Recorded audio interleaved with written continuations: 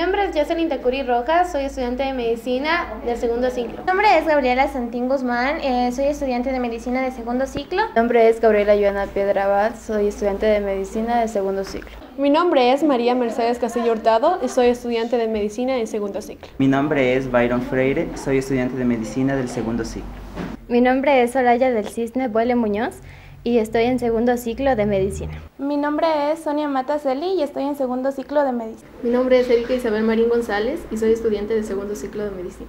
Mi nombre es María Soledad Salazar y soy estudiante del segundo ciclo de medicina. Este es un video explicativo sobre histología, en el que trataremos diferentes temas, como aparato reproductor masculino y femenino, placenta, glándula mamaria y sistema endocrino. Ovario. El ovario es un órgano interno femenino de 3 centímetros de longitud, localizado dentro de la pelvis, recubierto por un epitelio peritoneal. Se divide en corteza y médula.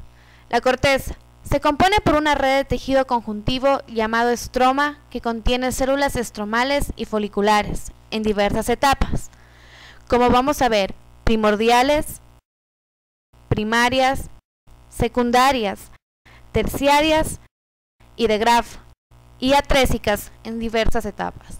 Tenemos la médula, contiene tejido conjuntivo fibroelástico, parte del estroma, muy vascularizado como lograremos observar los vasos sanguíneos de color rojo. Hablando de los folículos, conocemos que el de Graf consta de antro folicular, ovocito, su corona radiada, zona pelúcida, su teca interna, su teca externa y las células de granulosa con un epitelio más bajo que el terciario. Vagina. En esta placa histológica observamos la vagina, un órgano interno femenino, una vaina fibromuscular formada de 3 capas, mucosa, muscular y adventicia. En esta placa no se logra observar la capa interna, es decir, la adventicia. La mucosa se reviste por un epitelio plano estratificado no queratinizado. La capa muscular se conforma con células de músculo liso, que son los haces longitudinales, los oblicuos y los transversales. Continuando con la pared de la mucosa, tenemos las papilias de la superficie del corion, el corion y los pliegues de la mucosa, recalcando que el corion es más azulado que las papilas. Útero. Continuando con otro órgano del sistema reproductor femenino, observamos el útero, un órgano impar de 7.5 centímetros de longitud. Principalmente consta de 3 partes, el endometrio más celeste, el miometrio más rosado y el perimetrio que no lo vamos a encontrar ahora. Justo por dentro del miometrio, de unos 2 centímetros de grosor, compuesto de haces musculares lisos, separados por una gruesa capa de tejido conjuntivo, las fibras elásticas, y el perimetrio que no vamos, como ya dije, a observarlo. En el endometrio logramos ver las glándulas estromales o especializadas y las arterias espirales, denominadas así por su forma. Cuerpo lúteo. Finalizando con el sistema reproductor femenino, tenemos el cuerpo lúteo. Toma origen a partir de un folículo ovárico después de la ovulación. Para su formación intervienen las células de la granulosa y la teca interna. Se proliferan, se hipertrofian y cargan de luteína, sustancia amarillenta que produce progesterona. Tenemos primeramente el tejido conectivo laxo, el tabique conectivo, la membrana fibrosa, el epitelio glandular como lo observamos de color morado, un núcleo central y vasos sanguíneos de coloración roja, como ya sabemos. Testículo. El testículo tiene forma ovoide y un diámetro longitudinal de 4 a 4,5 centímetros y un transversal de 3 centímetros. Está compuesto por epitelio germinativo y células sustentaculares. El parénquima testicular está formado por unos 500 a 1000 túbulos seminíferos, muy contorneados. Los tabiques testiculares delimitan unos 250 a 300 lobulillos. Presenta diferentes túnicas, túnica vaginal, albuginea y vascular. A la túnica vaginal no la observamos en esta placa, pero es un saco seroso que envuelve al testículo, que le permite tener cierta movilidad dentro del excreto. La túnica albuginea es una cápsula de tejido conectivo de colágeno y la túnica vascular es la parte interna de la túnica albuginea. Los túbulos seminíferos son aproximadamente 500 y están sumergidos en tejido conectivo vascular laxo. También observamos la membrana del epitelio del túbulo seminífero. Las células sustentaculares son de Sertoli y las de Leydig. Las células de Sertoli son células cilíndricas altas, las cuales ayudan a sostener, proteger y alimentar a las espermatogonias en crecimiento. Encontramos en ellas los cristales de Charcot-Butcher. Las trabéculas están emitidas desde la túnica albuginea. También podemos observar el intersticio, que corresponde a los espacios que se encuentran entre los túbulos seminíferos. Estos contienen vasos sanguíneos, linfáticos y a las células de Leydig, que producen la testosterona. Tienen un citoplasma acidófilo, un núcleo esférico de cromatina laxa y presentan los cristales de Reinke. Las espermatogonias se dividen en dos tipos, oscuras del tipo A y claras del tipo A. Las oscuras del tipo A tienen núcleos ovalados, mucha heterocromatina, sufren mitosis y se convierten en las células claras tipo A. Estas células tienen núcleos ovalados con mucha eucromatina. Las espermatogonias del tipo B son el resultado de las del tipo A, y estas dan origen a los espermatocitos primarios. Los espermatocitos primarios se encuentran localizados en el compartimento basal del túbulo seminífero. A los espermatocitos secundarios los encontramos en el compartimento yuxtalaminal. Y las espermátidas están sostenidas por las células de Sertoli. Dentro de la luz del túbulo seminífero encontramos a los espermatozoides. Y también en esta placa podemos observar algunos vasos sanguíneos, tejidos conjuntivo y fibras del músculo liso. Pene. Está compuesto por piel fina, epidermis y dermis, la cual no tiene tejido adiposo. Está adherida al tejido conjuntivo laxo subyacente, excepto a la altura del glande. Observamos el cuerpo esponjoso que se encuentra dentro de la pared de la uretra. El cuerpo cavernoso contiene una abundancia de espacios vasculares amplios de forma irregular que están revestidos por un epitelio simple plano que es el endotelio. También vamos a encontrar lo que es músculo liso, que forma las trabéculas dentro de la túnica albuginea, que se interconecta y se entrecruza en el cuerpo cavernoso del pene. Los espacios vasculares que observamos están irrigados por las arterias helicinas. Forman almohadillas subendoteliales. La uretra, revestida por un epitelio estratificado cilíndrico. Aquí encontramos las glándulas intraperitoneales aplanadas llamadas glándulas de Littré. Secretan moco que protege lo que es el epitelio uretral de la orina. La túnica albuginea esponjosa. Esta recubre lo que es el cuerpo esponjoso. La túnica albuginea cavernosa. Esta recubre el cuerpo cavernoso. La fascia es una capa de tejido conectivo denso con abundantes fibras de colágeno que rodea por fuera la túnica albuginea. La arteria, la vena y el nervio dorsal del pene se sitúa entre la fascia y la túnica albuginea en la región dorsal del pene. Podemos observar músculo dartos y en el tejido eréctil que se encuentra dentro del cuerpo cavernoso. Epidídima. Es un órgano que almacena espermatozoides, un tubo estrecho y alargado, localizado en la parte superior del testículo. Este conecta los conductos deferentes al reverso de cada testículo. Está formado por el amontonamiento de los conductos seminíferos. Se distingue una cabeza, cuerpo y cola, que continúa con el conducto deferente. Tiene aproximadamente 5 centímetros de longitud y 12 milímetros de ancho. En esta placa podemos observar los conductos eferentes, que son alrededor de 10 a 20. Estos están revestidos por un epitelio simple, donde sus células poseen un aspecto festeneado, porque son cúbicas simples y cilíndricas simples. Su función es absorber el líquido en que se encuentran suspendidos los espermatozoides. Alrededor de estos podemos observar el músculo liso. También observamos tejido conectivo, que está entre ellos, la luz, el citoplasma de sus células y el núcleo. El conducto del epidídimo posee un epitelio pseudoestratificado cilíndrico con esterocilios. Este tiene dos tipos de células basales, que son regenerativas, y células principales, son esterociliadas y son las encargadas de reabsorber los líquidos desde la luz. También podemos observar algunas trabéculas que se encuentran entre los conductos eferentes.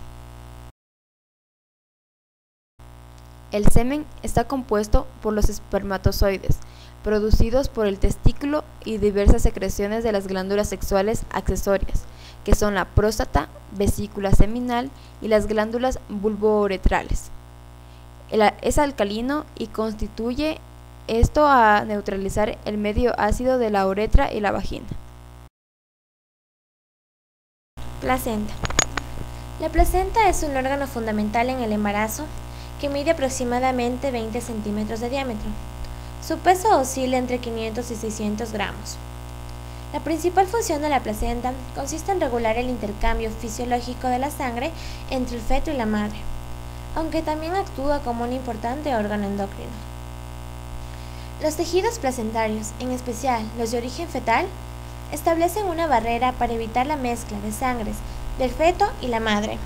Esta barrera consta de una capa sincitiotrofoblástica continua, células sincitiotrofoblásticas locales, lámina basal del trofoblasto, tejido conectivo velocitario con pocas fibras, lámina basal del endotelio capilar y células endoteliales de los capilares de las vellosidades. A este tipo de placenta también se lo denomina como hemocorial. En esta placa podemos observar que es una placenta madura, en la cual simplemente vamos a encontrar las vellosidades terciarias. Estas de aquí se forman a partir de la 4ª semana de gestación. Se caracterizan principalmente por formar un árbol muy frondoso y vascularizado, a través de los cuales circula la sangre. Su epitelio, el sitio trofoblástico, en esta etapa ya ha desaparecido. Como podemos observar, en las bases de las vellosidades, que se pinta de un color azul más intenso y corresponde a las más grandes, de la cual se desprenden las microvellosidades terciarias. También en esta placa vamos a observar los diversos vasos sanguíneos que se encuentran en medio de los espacios intervellosos. Como ya había mencionado anteriormente, el epitelio trofoblástico se lo considera como un epitelio biestratificado, ya que posee dos tipos de células. Las células citotrofoblásticas, que corresponden a la parte más interna del epitelio, y también podemos encontrar externamente a estas las células sincitiotrofoblásticas, que corresponden a la más externa del epitelio. Cada una de estas se ve separada por medio de los tabiques placentarios. Cordón umbilical. El cordón umbilical mide aproximadamente de 50 a 60 centímetros de longitud. Su epitelio amniótico es muy variable, es el que se encuentra recubriéndolo. Este se encuentra cerca de la porción materna y sería un epitelio cúbico simple, mientras si se encuentra alejado de ella es un epitelio plano estratificado queratinizado. Este de aquí es un cordón de tejido conectivo mucoso embrionario, o mejor conocido como gelatina de Wharton, como podemos observar en la placa, de un color morado. En la siguiente placa también podemos identificar las siguientes partes, como principalmente tenemos entre los vasos sanguíneos que transcurren por medio de ellas, lo que son las arterias umbilicales. Tenemos dos de ellas. Estas dos arterias tienen una característica muy importante, ya que estas simplemente van a estar conduciendo sangre desoxigenada desde el embrión o el feto hacia la placenta. mientras que la correspondiente vena umbilical, que simplemente tenemos una, esta de aquí también va a conducir sangre oxigenada hacia el embrión. Tenemos en unas placas de cordón umbilical, si tenemos la suerte podemos encontrar lo que es la vesícula lantoidea, que vendría a ser un vestigio simplemente, pero en esta placa de aquí no la observamos, ya que es una placa muy especial. Hipófisis, formada por dos lóbulos, el lóbulo anterior o adenohipófisis y el lóbulo posterior o neurohipófisis. La adenohipófisis formada por tres subdivisiones principales: pars distal, que ocupa la parte principal del lóbulo anterior y está formada por células endócrinas. La pars intermedia se encuentra entre el lóbulo anterior y posterior, principalmente con células basófilas, células portadoras de cilios, células acidófilas, células epiteliales ciliadas y se encuentran también bolsas de recto. La porción tuberalis se encuentra entre el infundíbulo con abundantes células basófilas. La adenohipófisis presenta tres grandes subdivisiones que son las células acidófilas, células basófilas y células cromóforas. Las células acidófilas se tiñen de color rojo y presentan subdivisión, que son las células lactótrofas, las mismas que constituyen el 20% de las células de la adenohipófisis, secretan prolactina y son muy irregulares. Las células somatótrofas constituyen un 50%, secretan la hormona del crecimiento con gránulos de secreción redondos. La subdivisión de las células basófilas, principalmente estas células se tiñen de color azul y son células gonadotrofas, que constituyen el 10%, secretan gonadotrofina con gránulos de secreción con LH y también pequeños gránulos de secreción con FSH. Las células tirotróficas constituyen el 5%, secretan hormonas tiroestimulante con gránulos pequeños ubicados en la periferia. Las células corticotrofas constituyen el 20%, secretan adrenocorticotrofa, melanocito estimulante con gránulos ubicados en la periferia. Y las células productoras de MSH, que constituyen el 5%, ubicadas en el lóbulo intermedio. Las células cromófobas no se tiñen de ningún color debido a que no presentan gránulos de secreción. Y aquí tenemos células principales que son células madre, que son pequeñas, un núcleo claro y muy grande, y las células estrelladas con gránulos de secreción y abundantes prolongaciones. En la neurohipófisis contiene células de la neuroglia individuales, prolongaciones de neuronas que pueden encontrar cuerpos de Herring formados por acumulación de gránulos. La neurohipófisis se encarga de secretar hormonas como la oxitocina. Además, presenta proteínas transportadoras y igualmente con dos divisiones que son la pars nerviosa y el tallo neural. La pars nerviosa ocupa la parte principal de la neurohipófisis y el tallo neural se encuentra en el infundíbulo. Glándulas de Brunner. Son glándulas tubulares que se encuentran en la submucosa y están formadas por cúmulos pequeños sin conductos excretores. La porción secretora terminal de las glándulas consiste de túbulos muy ramificados y enrollados, revestidos por un epitelio simple plano, mientras que su porción excretora consiste en un sistema de conductos ramificados que producen la secreción de la mucosa. Las glándulas epiteliales glandulares aparecen claras y producen una secreción alcalina con moco y bicarbonato, lo que neutraliza el jugo gástrico ácido y protege del duodeno. Esta glándula va a secretar hormonas como la urogastrona, enterogastrona, que regulan la mucosa del jugo gástrico. En la glándula encontramos la musculares mucosa duodenal, la glándula de Brunner, la submucosa que recubre la glándula de Brunner y el músculo externo que se encuentra más externamente.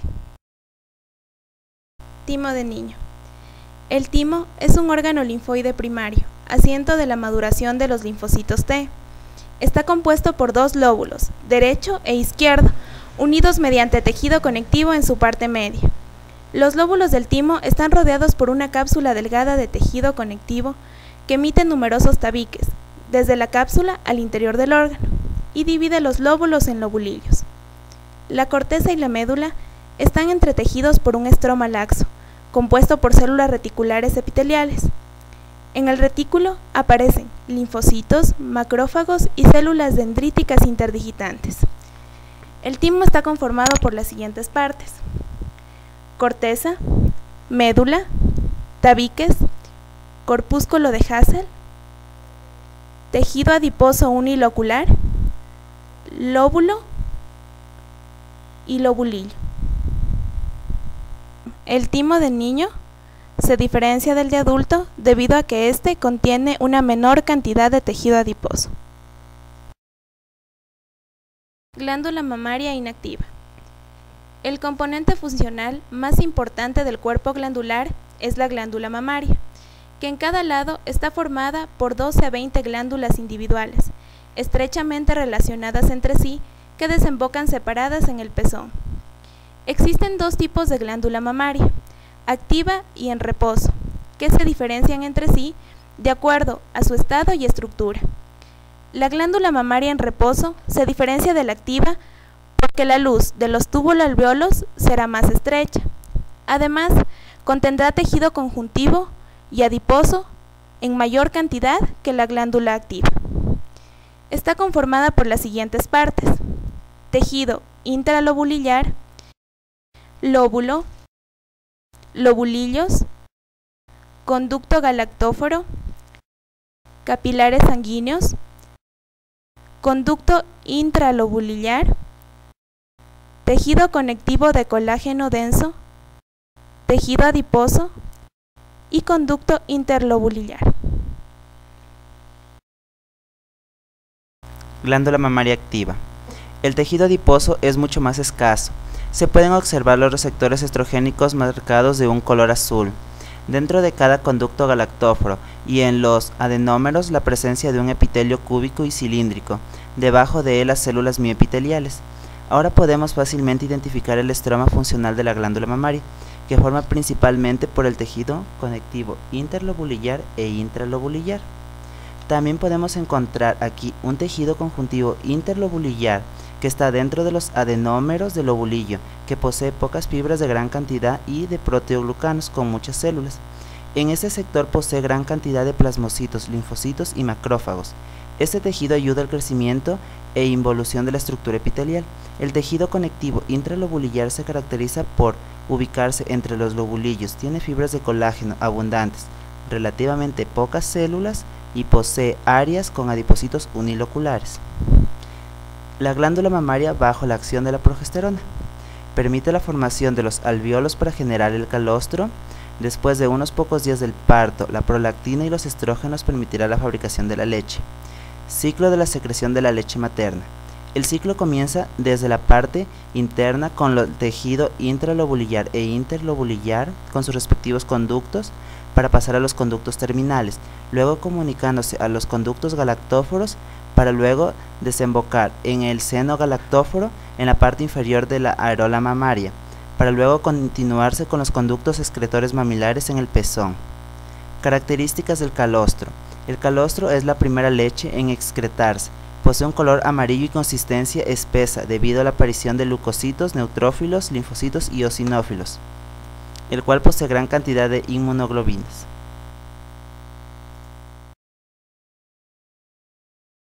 Glándula tiroides. La glándula tiroides es una glándula bilobulada que se localiza en el cuello en posición anteroinferior respecto a la laringe. Los lóbulos derecho e izquierdo se unen en la línea media a través del istmo, y estos pesan de 15 a 20 gramos. En nuestra placa podemos diferenciar algunas estructuras, como son los lobulillos que están en el interior del lóbulo. El parénquima de la tiroides se organiza en folículos, cuyo diámetro es menor o igual a 1 milímetro, que son la unidad estructural y funcional de la glándula. En la pared del folículo está constituido por un epitelio simple acúbico, cuya luz contiene un material coloidal, denominado coloide, que se va a denotar de color rojo, rodeado de células foliculares cúbicas simples y algunas células parafoliculares o células C. Estas células No rodean al coloide y están localizadas en la periferia de los folículos. Son grandes y poseen núcleos redondos centrales, y su citoplasma es más pálido. Estas células sintetizan y liberan hormona calcitonina, que intervienen en la regulación de la calcemia. Los folículos tiroideos tienen como función sintetizar, almacenar y liberar hormonas tiroideas, como son la T3 y T4, al torrente sanguíneo. Podemos identificar claramente en esta placa el tejido conectivo interlobular y unos tabiques conectivos que rodean al folículo tiroideo.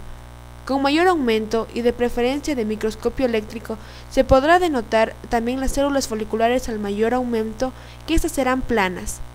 El coloide es el que almacena la tiroglobulina, y la tiroglobulina no es una hormona, sino la forma inactiva del almacenamiento de las hormonas tiroideas.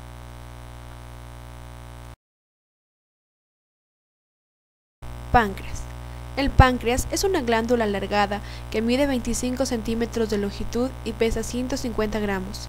Su frágil cápsula de tejido conectivo manda tabiques hacia el parénquima, que no solo divide en lóbulos y lobulillos, sino en un sistema de conductos.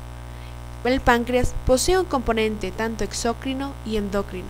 En este caso hablaremos del páncreas endocrino, el cual constituye principalmente los islotes de Langerhans. Alrededor de estos estarán cada uno enredados en una vaina fibrosa reticular. Las células endocrinas definitivas de los islotes se desarrollarán entre las semanas 9ª y 12ª. Los islotes están compuestos por cordón celular, unos capilares sanguíneos. Esos capilares sanguíneos estarán muy bien vascularizados, cuyos bordes del islote son rodeados por tejido conectivo reticular, tal como lo demostramos. Los acinos pancreáticos presentan células centroacinosas cuya función es secretar enzimas hacia el tubo digestivo. Los diferentes conductos que están en el páncreas intervienen las células acinales, ya que son constituyentes iniciales del sistema de conductos pancreáticos, ya que estas células se comunican en los conductos intercalares, muchos de los cuales se unen entre sí y dan origen a los conductos intralobulares, que a su vez confluyen para generar unos conductos interlobulares y de mayor tamaño, finalmente desembocan en el conducto pancreático principal. Dentro de esta placa también podemos identificar claramente los nervios. El páncreas endocrino también está compuesto por células. Se podrán identificar más claramente con un microscopio electrónico, pero vale destacar que son células A, células B, D y PP. Las células A secretan glucagón, las células B que van a secretar insulina, las D somatostafina, que también se denomina como la célula C, y las células PP que fabrican polipéptido pancreático y G de gastrina. Glándula paratiroides. Son un grupo de 4 glándulas endócrinas ubicadas en la parte postroinferior de la glándula tiroides, de forma ovoide y del tamaño de unos granos de trigo. Se encuentran cubiertas por una cápsula de tejido conjuntivo que las separa a la vez de la glándula tiroides. La cápsula envía tabiques hacia el interior del parénquima glandular. Los tabiques forman lobulillos mal definidos y forman cordones celulares muy apiñados. Se identifica el epitelio superficial que recubre y forma nidos en forma de cordones irregulares, y los tabiques del tejido conjuntivo que atraviesa el parénquima glandular conduce nervios, vasos sanguíneos y linfáticos. Los vasos sanguíneos son redes más extensas de capilares sanguíneos fenestrados, y sus capilares linfáticos rodean la célula parenquimatosa. Los grupos celulares predominantes son células principales y oxífilas. Las células principales son un grupo celular abundante, de mayor tamaño, que se encuentran rodeando las células oxífilas, que son de menor tamaño, y son basófilas en excelencia. Las células principales claras poseen gran cantidad de glucógeno y lípidos, pero en los preparados histológicos se pierde, de ahí su denominación. Células principales oscuras, en cambio, poseen más orgánulos que las claras, y son células más activas que las claras. Son relativamente infrecuentes y se encuentran por lo general en la periferia. Células oxífilas son células más oscuras, grandes y abundantes que las principales. Se agrupan en agregados pequeños y se desconoce todavía su función, pero se dice que se las denomina células principales inactivas. La glándula paratiroides favorece la conservación del calcio y de vitamina D. Incrementa las concentraciones de calcio con la calcitocina fabricando parafolicularmente con la glándula tiroides y se unen a los receptores PTH en los osteoclastos para inducir a la liberación del factor estimulante de osteoclasto. Glándula suprarrenal. La glándula suprarrenal se localiza en la parte superior de los riñones, recubierta por una cápsula formada por tejido conjuntivo laxo, cuyas proyecciones conducen elementos neurales y una profusa red capilar. Se divide en dos partes fundamentales, corteza y médula. La corteza se divide en tres zonas. El 15% de esta porción corresponde a la zona glomerular, el 80% a la zona fasciculada y el 5 al 7% de la zona reticular. Zona glomerular es la capa más externa de la corteza. Puede contener gotitas lipídicas y un retículo endoplasmático muy liso.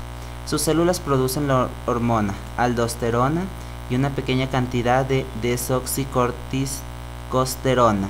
Los mineralocorticoides, que es la producción más importante, intervienen en la regulación de equilibrio hidroelectrolítico. Al acumular en los túbulos renales contorneados distales, zona fasciculada, integra grandes células que se organizan en columnas longitudinales y albergan tantas gotas lipídicas que remedan formas de esponjas, denominándose espongiocitos. Secretan glucocorticoides, cortisol y una hormona que controla el metabolismo lipídico y proteico y glúcido del cuerpo. Zona reticular es la zona más profunda. Semejante a los espongiocitos, las células de este sector, pero poseen gotas lipídicas de menor cantidad. Las células parenquimatosas poseen zonas en forma de redes de cordones y sintetizan andrógenos. Todas ellas contribuyen en la regulación hormonal. Médula se compone de dos tipos de células, de las células ganglionares. Células ganglionares simpáticas se encuentran dispersas en la médula suprarrenal y carecen de dendritas y axones. Y finalmente las células cromáfines contienen gran cantidad de catecolaminas en su citoplasma, especialmente contribuyen secretando adrenalina y noradrenalina.